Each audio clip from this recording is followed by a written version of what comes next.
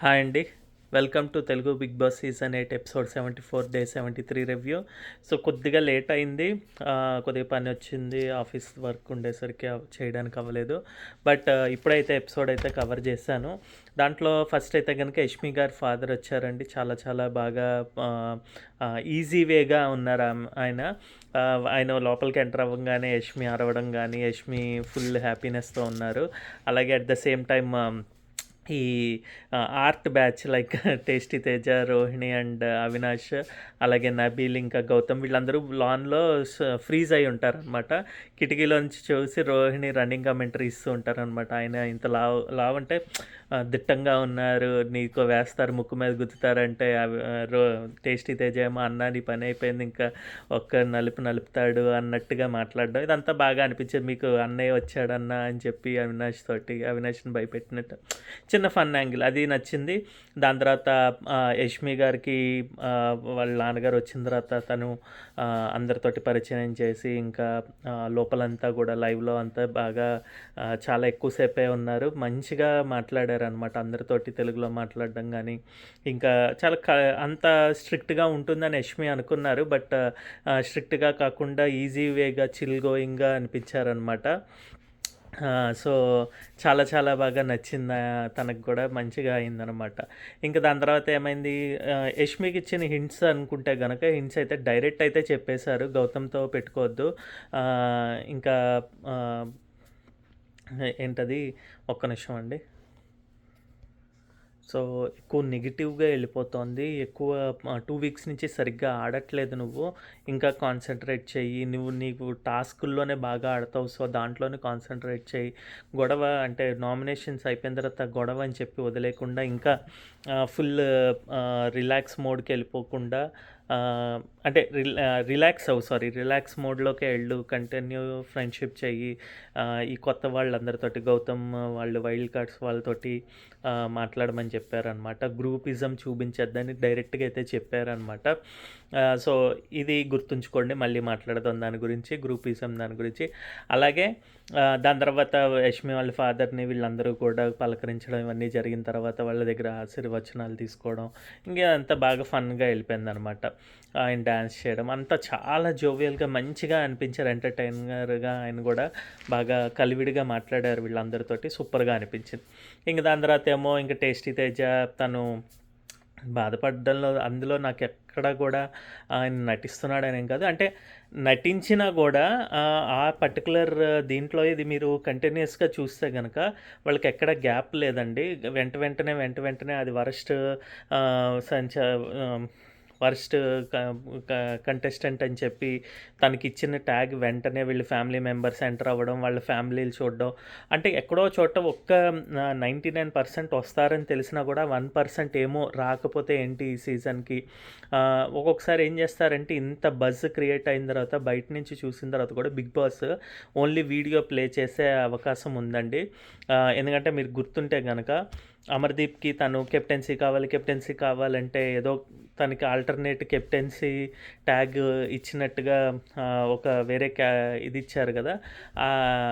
అంటే ఆ వీక్కి నువ్వు కెప్టెన్గా వర్క్ ఇది చెయ్యి అని చెప్పడం జరిగింది కదా. సో అలాగే నీకు ఇంక ఛాన్స్ కోల్పోయింది, అది ఇంక మేము ఏం చేయలేము. బట్ వీడియో అయితే ప్లే చేయిస్తున్నామని చెప్పి ఏదైనా స్పెషల్ వీడియో వేయించే అవకాశం అయితే ఉంది. నాకైతే కొద్దిగా అయితే 50% అయితే రారని నేను అనుకుంటున్నానండి. బట్ బయట సోషల్ మీడియాలో బజ్ ప్రకారం వస్తారు అని అందరూ అనుకుంటున్నారు. బట్ చూద్దాం, వస్తే సో మచ్ హ్యాపీ అనమాట. ఎందుకంటే ఇది ఒక స్పెషల్ డే కింద ఉంటుందండి. కోట్లాది మంది ప్రజలు చూడడం, అన్నీ ఆల్ ఓవర్ వరల్డ్ చూస్తారు. ఇప్పుడు మేము యూఎస్లో ఉంటాం, మేము తన్ని ఇక్కడి నుంచి చూస్తామని చెప్పి ఉంటుంది కదా, అలాగనమాట. సో నాకైతే అది ఖచ్చితంగా నెరవేరితే బాగుండు. కప్పు ఇవన్నీ తర్వాత విషయం అనమాట. నెక్స్ట్ దాని తర్వాత గౌతమ్ ఏమో దీని దగ్గరికి వెళ్ళి కెమెరా ముందరికి వెళ్ళి చెప్తారనమాట. ఇది ఆల్రెడీ లైవ్లో అయితే కనుక నిఖిల్, పృథ్వీ, విష్ణుప్రియ చెప్పారండి. అలాగే రోహిణి ముందరే చెప్పారు ఆ రోజు ఏడుస్తున్నప్పుడు. అంటే వాళ్ళకు కూడా చాలా బాధగా అనిపిస్తుంది అనమాట. సో గౌతమ్ చెప్పడం చాలా చాలా మంచిది, కరెక్ట్గా అనిపించింది, జెన్యున్గానే అనిపించింది. ఇదేదో నేమ్ సేక్ గానీ, లేకపోతే ఏదో ఆటలో మనకి పేరొస్తుందని గానీ ఏమీ లేదు. గౌతమ్ అయితే మామూలుగా చెప్పాడనమాట. నాకు ఛాన్స్ మా మదర్ వచ్చారు లాస్ట్ ఇయర్. సో, అది నాకు తెలుసు అది ఎంత ఇంపార్టెంటో. అలాగే తన మదర్ రావాలనుకుంటున్నాడు కాబట్టి ఒక ఛాన్స్ ఇవ్వండి దయచేసి. మా అమ్మగారు వాళ్ళు రాకపోయినా పర్వాలేదని చెప్పడం బాగా అనిపించిందనమాట. ఇంక దాని తర్వాత స్కిట్ చేశారు. అదే కంటిన్యూషన్‌గా నిన్న రోహిణి పెళ్లి చూపులే కంటిన్యూషన్‌గా ఈరోజు కొద్దిగా గానా, బజానా ఇంకా ఇలాంటివేవో చేయడానికి ట్రై చేశారు కదా! సో, అది కూడా ఫన్‌గా అనిపించింది. బాగా అయితే కంటిన్యూషన్ అయితే బావుందనిపించిందనమాట. అంటే డే 2 లాగా దీనిలాగా అనమాట. సో, లేకపోతే పార్ట్ 2 మూవీ పార్ట్ 2 లాగా అనిపించింది. బావుందనిపించింది. ఇంక నెక్స్ట్ నిఖిల్ మామ వచ్చారండి. నిఖిల్ మామ చాలా సైలెంట్‌గా దీనిలాగున్నారు. కాకపోతే ఏంటంటే కొన్ని లైవ్‌లో ఒక 2 థింగ్స్ అయితే నాకు నచ్చలేదండి. ఒకటి విష్ణునొచ్చి "నువ్వు హహహా నవ్వద్దు. నాకది నచ్చట్లేదు. అది నా పర్సనల్ ఒపీనియన్." ఇక్కడ నవ్వడానికి ఏంటంటే అది ఆమె బిహేవియరు కాదు, క్యారెక్టర్ కాదండి అది. అది ఏమంటారు క్యారెక్టర్ అని అనాలా? ఓకే. క్యారెక్టర్ అవ్వచ్చు. ఆ క్యారెక్టర్‌ని ఎప్పుడూ గూడా మనం డిగ్రేడ్ చేయకూడదండి. అది ఎవరైనా గూడా. నాకది అస్సలు నచ్చలేదు. తన నవ్వు నీకు నచ్చలేదు అని చెప్పడం, అసలు ఎదుటి వాళ్ళ నవ్వు మీరు నవ్వుతుంటే మాకు నచ్చట్లేదంటే అది ఇంక అంతకన్నా అవహేళన చేసినట్టు కాదు వాళ్ళ గురించి మాట్లాడడం. సో, నాకైతే అది అస్సలు నచ్చలేదు. ప్లస్ అలాగే టేస్టీ తేజాని "నువ్వు ఎక్కువ తినేస్తావా? ఎక్కువ తినకు లావవుతున్నావు. ఎందుకు తింటున్నావు?" అన్నట్టుగా వీళ్ళందరూ చెప్తే తినొద్దంటున్నారు. అలాగే ఇలా కొట్టడం, క్లాప్స్ కొట్టడం ఇది చేయొద్దు. అట్‌లీస్ట్ ఈ క్లాప్స్ కొట్టడం అనేది నెగెటివ్‌గా ఉంటుంది కాబట్టి క్లాప్స్ కొట్టొద్దు అని చెప్పడం బానే ఉందండి. బట్ అది కూడా టేస్టీ తేజని ఒక రకంగా చెప్పడం జరిగింది ఆమె అన్నట్టుగా. సో, ఆ 2 నచ్చలేదసలు. మిగతా అందరికీ మీరు ఆడుతున్నారు, బాగా ఆడండి ఇది అదంతా చెప్పడం, ఇంకా అమ్మ మంచిగా ఉంటారు అని చెప్తాం ఫ్యామిలీ టైము. సో, అదంతా బావుంది. నిఖిల్ కూడా చాలా ఎమోషనల్ అయిపోతాడు, ఏడుస్తాడు, బాధపడతాడు. ఇదంతా బావుందండి. ఇంకా హింట్స్‌కొచ్చేసరికి ఏమైందంటే తనని పక్కన కూర్చోబెట్టుకొని ఫుల్ ఆన్ అన్నీ చెప్పారండి. బట్ బయటన మనం ఏమనుకున్నామో అదే చెప్పారండి. కే బ్యాచ్ గురించే అన్నట్టుగా అనిపించింది. గ్రూపిజం ఆడొద్దు. ఇక్కడి నుంచి ఇండివిజువల్ గేమ్ ఆడండి. ఇక మీదట ప్రేరణకి దూరంగా ఉండు. తనతో జాగ్రత్తగా ఉండు. యష్మిని కంట్రోల్ చెయ్యి. అంటే నీతో ఇది చేస్తోంది కదా! ఫ్లర్టో లేకపోతే లవ్వనో ఏదో అవన్నీ వద్దు అన్నట్టుగా కంట్రోల్ చెయ్యి. పృథ్వీనా లేకపోతే ప్రేరణనా పి అంటారనమాట. అందుంచి అడుగుతాడనమాట నిఖిల్ పి అంటే అమ్మాయి, అబ్బాయి కాదు అమ్మాయి అని క్లియర్‌గా చెప్తారు. అంటే ప్రేరణతోటి. పృథ్వీతో ఎటువంటి ప్రాబ్లమ్ ఉండదు. ఎందుకంటే వాళ్ళిద్దరు బ్రదర్స్ కిందే ఉంటారు. ప్లస్ పృథ్వీకి ఏమీ అంత ఓటింగు లేదు. సో, అది ఎక్కడ అడ్డు రాడనమాట.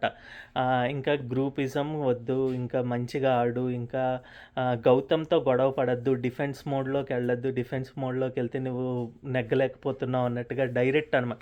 ఇవన్నీ గూడా మనం చెప్పి మన గురించి సో, నాకైతే అది ఒక రకంగా తనకి హింట్ ఇచ్చినట్టు లేదు. వార్నింగే ఇచ్చినట్టు అనిపించింది.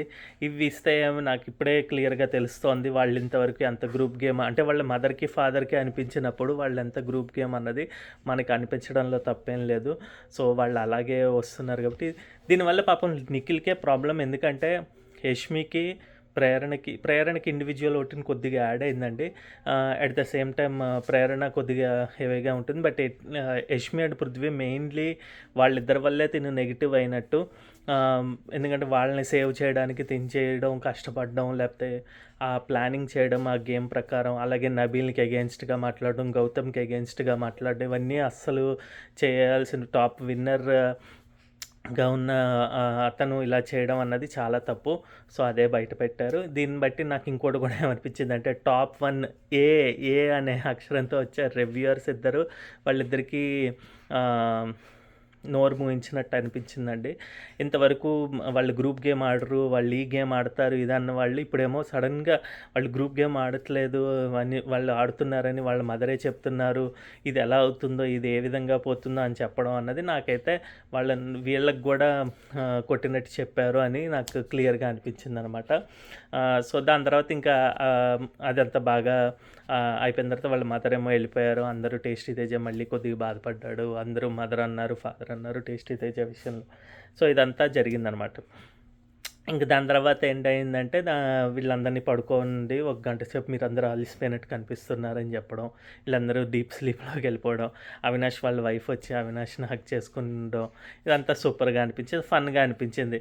అందరికీ గూడా అవినాష్‌కి కొద్దిగా ఏదో చిన్న టైం గూడా వాళ్ళ వైఫ్‌కి ఎక్కువ ఇచ్చినట్టు, లేకపోతే కొద్దిగా ప్రియారిటీ ఇచ్చినట్టు అవినాష్‌కి ఇలాగ డిజైన్ చేయడం అన్నది కుళ్ళిపోతారండి కొంతమంది. బట్ యాజ్ ఏ ఫ్యాన్ అని కాదు, ఎందుకో ఇష్టమండి. ఆయన అంత ఫన్ ఎంత బాగా జనరేట్ చేస్తారు. గేమ్ విషయంలో గేమ్ ఆడతారు, ప్లాన్ చేసుకుంటారు, అది తప్పవుతుంది. బట్ ఓన్లీ నేను ఎంటర్టైన్మెంట్ గురించి మాట్లాడుతున్నానండి. ఫుల్ ఆన్ ఎంటర్టైనర్ ఆయన. సీజన్ 4లోనూ అలాగే ఎంటర్టైన్ చేశారు. ఆ సీజన్ 4 గుర్తుండడానికి కూడా కొద్దిగా ఒక 20-30% ఈయన కూడా one of the main pillar అనమాట. మనం ఎప్పుడైనా వీడియోలు చూద్దాము, ఇలా ఫన్ జనరేట్ అయిందని చెప్పి చూసే ఐడియా వచ్చినప్పుడు తనే గుర్తొస్తారు. అలాగే ఇప్పుడు కూడా వైల్డ్ కార్డ్స్ ఎంటర్ అయిన తర్వాత టేస్టీ తేజ కానీ, రోహిణి కానీ, అవినాష్ కానీ, గౌతమ్ కృష్ణ కానీ, వీళ్ళు ఎంటర్ అయిన తర్వాత వీళ్ళు నలుగురే కదా మెయిన్గా. వాళ్ళు నలుగురు ఆడుతున్న విధానం బట్టే ఉందండి. సో గ్యారంటీగా పైకి తీసుకొచ్చారు ప్రతి ఎపిసోడ్స్ని వాళ్ళతో, వాళ్ళ యొక్క ఎంటర్టైన్మెంట్ కానీ, వాళ్ళ యొక్క ఫన్ యాంగిల్తో అని నా గట్టి ఫీలింగు. సో అందు గురించి ఆయనకి చిన్న ప్రియారిటీ ఇవ్వడంలో తప్పేం లేదు. సో నాకైతే బాగా అనిపించింది. అవినాష్ అన్న సూపర్ అనిపించింది అనమాట. సో ఇదండి ఈరోజు జరిగిన విశేషాలు. హింట్స్ ఇచ్చారా అనుకుంటే అది హింట్స్ కాదండి. పాపం నిఖిల్కి అయితే ఖచ్చితంగా దెబ్బే. గౌతమ్ కృష్ణకి హైలైట్ చేసుకుంటూ వచ్చారు వీళ్ళ కమెంట్స్ తోటి. యష్మి ఫాదర్ కానీ, లేకపోతే నిఖిల్ మామ్ కానీ, అంటే గౌతమ్తో పడద్దు, మాట్లాడద్దు, ఇలాగ గొడవ పడద్దు అని చెప్పడం. సో ఇది ఒక రకంగా వాళ్ళ గ్రూప్ గేమ్ని కూడా ఎక్స్పోజ్ చేసినట్టుగా అయింది. సో చూడాలి రేపటి నుంచి ఆట ఎలా మారుస్తారా అన్నది. ఆల్రెడీ లైవ్లో అయితే కనుక యష్మి వెళ్ళి వీళ్ళతోటి ఓజీస్ కాదు వైల్డ్ కార్డ్స్ తోటి కూర్చోవడం, వాళ్ళతో కొద్దిగా మాట్లాడడం చేస్తున్నారు. సో మేబీ తను అప్పుడే ఆల్రెడీ స్టార్ట్ చేసిందేమో. ఇలా ఆల్ ఆఫ్ ఎ సడన్ మార్చినా కూడా మనకు తెలిసిపోతుంది కావాలని ఇంతవరకు ఒక రకంగా ఆడి ఇప్పుడు నుంచి మార్చిన విధానం. సో చూడాలన్నమాట నామినేషన్స్ ఎలా మాట్లాడతారు, ఎవరికి వేస్తారా అన్నది. సో ఇంతవరకు అయితే వచ్చిందండి. ఈరోజు ఎపిసోడ్ అయితే బాగుంది, ఫ్యామిలీ టైమ్ అగైన్. మీకు నా రివ్యూ నచ్చినట్టయితే కనుక థమ్స్అప్ ఇవ్వండి, నచ్చకపోతే థమ్స్ డౌన్ ఇవ్వండి. బట్ కమెంట్ అయితే చేయండి. అలాగే మా ఛానల్ని సబ్స్క్రైబ్ చేసుకోండి. NVR Official 1 హిమాలయ అని ఉంటుందండి. So do subscribe to our channel. మళ్ళీ రేపటి వీడియోతో మేము ముందరకు వస్తాం. అంతవరకు బాయ్ అండి.